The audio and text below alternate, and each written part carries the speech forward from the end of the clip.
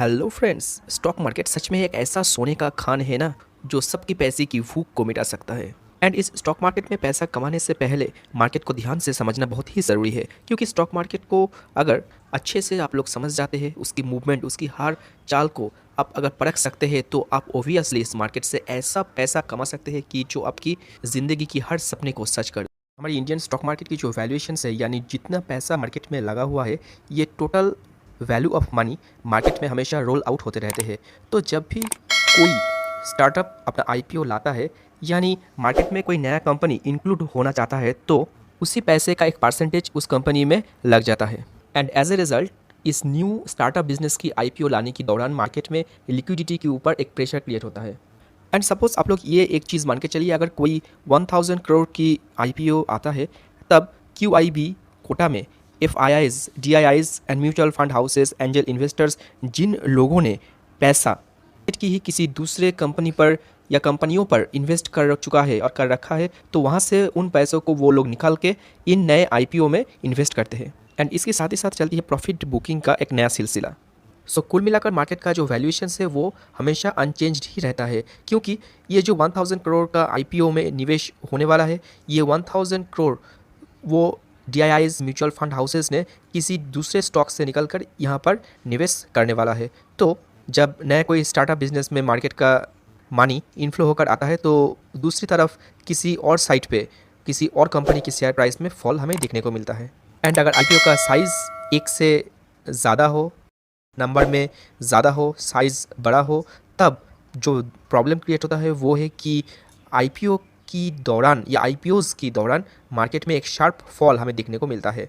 Most of the time जब भी market में कोई बुल रन चलता है एंड मार्केट में सारे इन्वेस्टर्स बुलिश रहते हैं, मार्केट में सब कुछ अच्छा होता है, तभी इस आईपीओ की एंड आईपीओज़ की आने की एक लाइन लग जाती है, क्योंकि इसी टाइम नए नए स्टार्टअप बिजनेस मार्केट में लिस्टेड होना चाहते हैं एक ह्यूज लिस्टिंग गेन पाने के लिए। एंड इसी रेस में बहुत सारे घटिया कंपनी भी अपना अच्छा खासा प्रॉफिट बुक कर लेते हैं आईपीओ लाकर। एंड ये सारे startups most of the time अपना प्रॉफिट को कंटिन्यूसली बुक नहीं कर पाता है।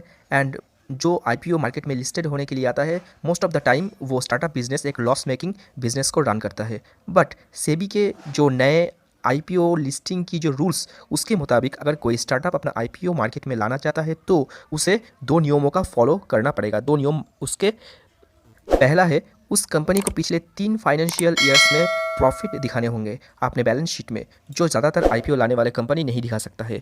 अब आता है दूसरा नियम, तो उस दूसरे नियम के मुताबिक तब उन लॉस मेकिंग आईपीओज़ को एक 75% का क्यूआईबी इन्वेस्टमेंट लाना पड़ता है, यानी तब उस कंपनी को, उस स्टार्टअप बिजनेस को अपना जो एग्जिस्टिंग आईपीओ का जो कुल वैल्यू है, उसका 75% फंडिंग किसी भी इंस्टीट्यूशन से, यानी किसी भी फंड हाउस से अरेंज करना पड़ेगा। अगर वो ये अरेंज कर लेता है, तब भी सेबी उस कंपनी को आईपीओ लाने की परमिशन देता है।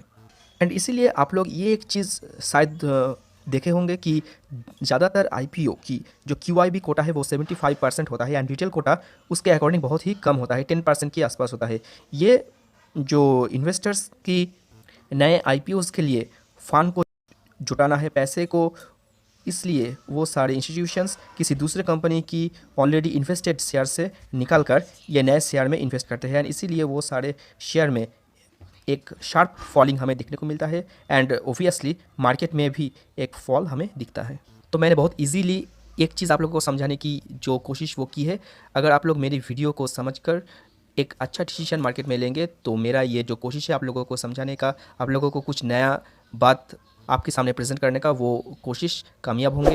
एंड आप लोगों को मेरा ये वीडियो, ये कंटेंट अगर अच्छा लगता है, प्लीज़ मेरे चैनल को सब्सक्राइब करके मुझे मोटिवेट कीजिए। Thank you.